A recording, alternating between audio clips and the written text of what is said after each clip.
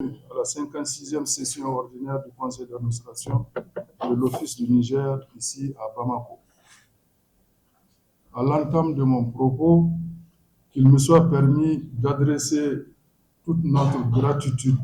à son Excellence, le général d'armée Assimi Goïta, président de la transition, chef de l'État, au général de division Abdoulaye Maïga, Premier ministre, chef du gouvernement, au docteur Ibrahim Samake, ministre de l'Agriculture, à tous les membres du gouvernement pour la confiance placée en nous pour conduire les destinées de l'Office du Niger, un outil stratégique pour la sécurité alimentaire et nutritionnelle du Mali, de l'espace AES et de toute la sous-région.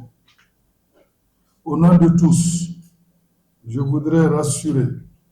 qu'aucun effort ne sera ménagé pour faire de l'Office du Niger un pôle agro-industriel émergent en 2033 et tracer les voies d'une puissance agro-industrielle de l'espace confédéral AES et à l'échelle continentale à l'horizon 2063. Ceci, bien sûr, en conformité avec la vision 2063, Malikoura Nyeta Siraka Bensan Bafila Ani Bior Ani Sabama, en tant que cadre unique de référence pour le développement socio-économique de notre pays.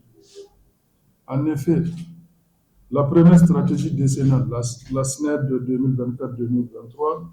dans son projet structurant numéro 1, Farafina Guinée, nourrir le Mali et la sous-région, l'Office du Niger a été identifié comme une zone de transformation agro-industrielle ou agropole de cible pour promouvoir les filières prioritaires comme le riz, le blé, la canne à sucre, l'échalote, oignons, les bétails, viande et la pisciculture de poisson. Dans cette optique, l'Office du Niger, sous l'impulsion du département de l'agriculture, du ministère de l'économie et des finances, finalise en ce moment la stratégie de développement global de l'Office du Niger à l'horizon 2063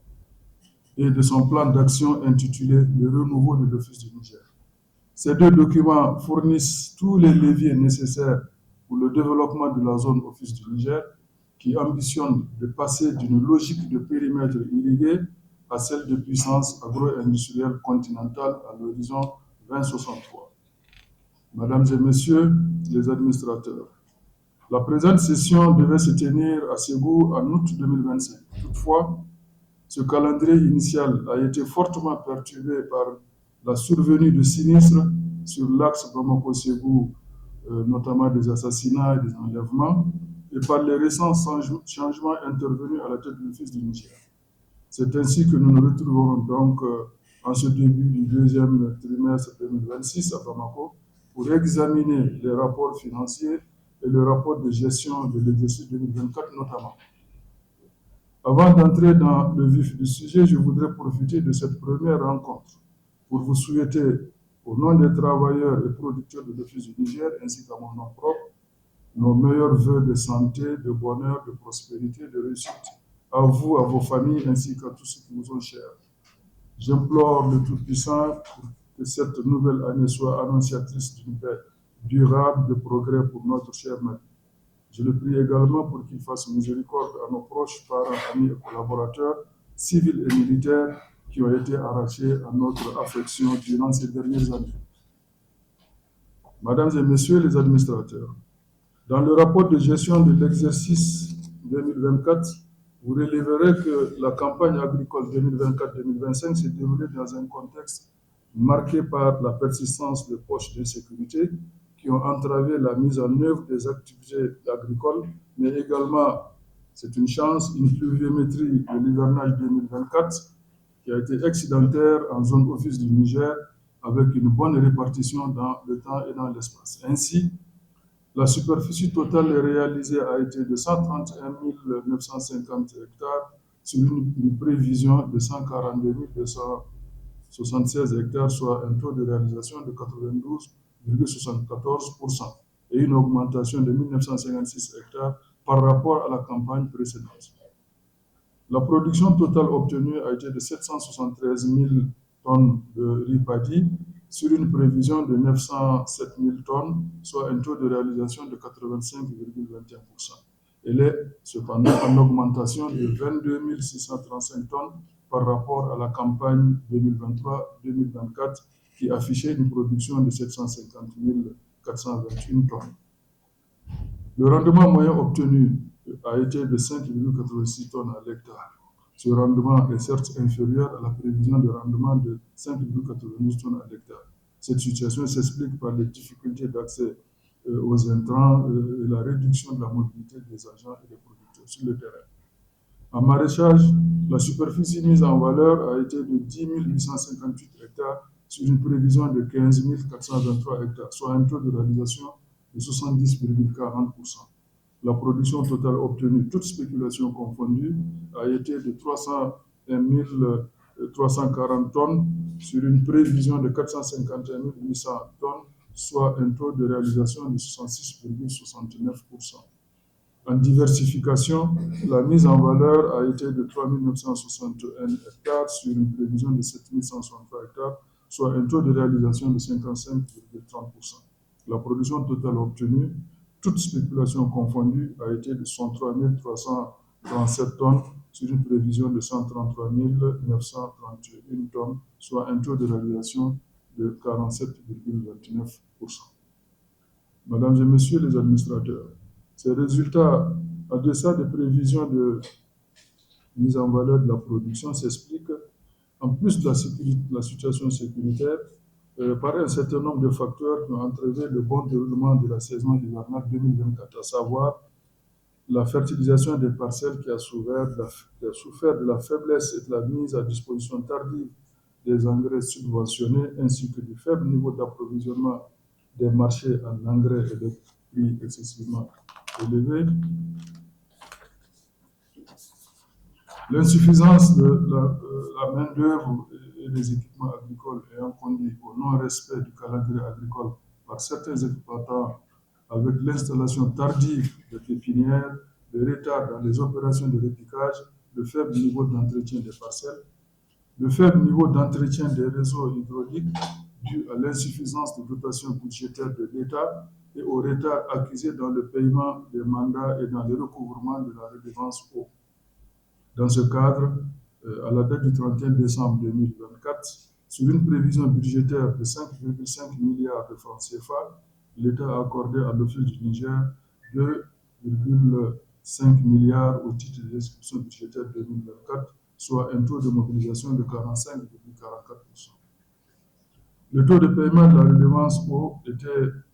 de 67,88% au 31 mars 2024, date limite de paiement. À la date du 31 décembre 2024, il a été porté à 92,65% avec un montant recouvré de 6 milliards 5 sur un montant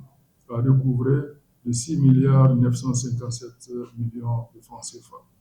Aussi, pour résorber le déficit enregistré sur le budget de l'exercice 2024, des efforts importants ont dû être consentis en termes de réduction des dépenses, de fonctionnement, de report, voire même d'annulation de certains travaux d'entretien des réseaux hydrauliques. Mesdames et Messieurs les administrateurs, l'exercice clos le 31 décembre 2024 affiche un chiffre d'affaires de 7 milliards 634 millions 883 589 francs CFA, un résultat net bénéficiaire de 9 347 123 francs CFA, un total bilan de 79 milliards 833 227 536 francs CFA, avec un effectif de personnel de 683 agents permanents. Toutes ces situations transparaissent dans les documents qui sont soumis à votre examen et approbation, à savoir les états financiers 2024, les rapports du commissaire aux comptes 2024, le rapport de gestion 2024 et le bilan du programme annuel d'entretien du réseau 2024. Je ne saurais terminer cette intervention sans vivement renouveler nos remerciements aux hautes autorités du pays pour les efforts importants consentis dans l'accompagnement de l'Office du Niger, tant sur le plan financier que sécuritaire, et cela malgré la situation difficile du pays qui fait face à plusieurs défis majeurs. Je voudrais également adresser mes sincères et vifs remerciements aux forces armées maliennes qui mettent tout en œuvre pour veiller sur la sécurité des personnes et des biens, aux producteurs et au personnel d'encadrement qui restent fidèles au poste pour mener à bien les activités agricoles malgré les risques encourus tous les jours, aux cadres des départements ministériels et autres structures de l'État qui accordent toute la diligence nécessaire au traitement des dossiers de l'Office du Niger, et enfin aux partenaires techniques et financiers qui continuent de nous accompagner, notamment la coopération allemande qui finance le projet d'irrigation de Boukat et la coopération néerlandaise qui finance le projet de productivité de l'eau. Mesdames et messieurs les administrateurs, convaincus que nos débats vont se dérouler dans un esprit empreint de franchise et de cordialité, je déclare ouvert les travaux de la 56e session ordinaire du Conseil d'administration de l'Office du Niger. Salam alaikum, c'est moi, Princesse Seida Maba, toujours la fierté de l'AES. Bamako Che Ani Muso Demsen, groupe Lumière TV, Audi Adai, Anyamogoba, Oye Tonton Amadou Salatouré. Malide Nuyo, Anga Benkelema, Angambolo Dinyogoma, Kanfaso Malibo Nogola, Koraya Akili, Koraya Manaka Jawili, Koraya Manaka Jawili, Demiseni Akili Mane Bolaji. Antigi Banfamino Kani, Olukera Paso Chibaraye, Oba Musira, An Demison Tigi Bichen, Committee Care, Committee for, Committee Etienne Kono, An Bigo Bed, Dani Yebi, Anga Maliba en Kono. Europe, Malion, Lumière TV Maukungambora Tuguni. Eh Allah! Nigo information yere igo Lumière TV, nigo fargolo nyanaje, o kulafoni igo Lumière TV, nigo koduma jamana kunganko, ko ba fa dugu ngola ni be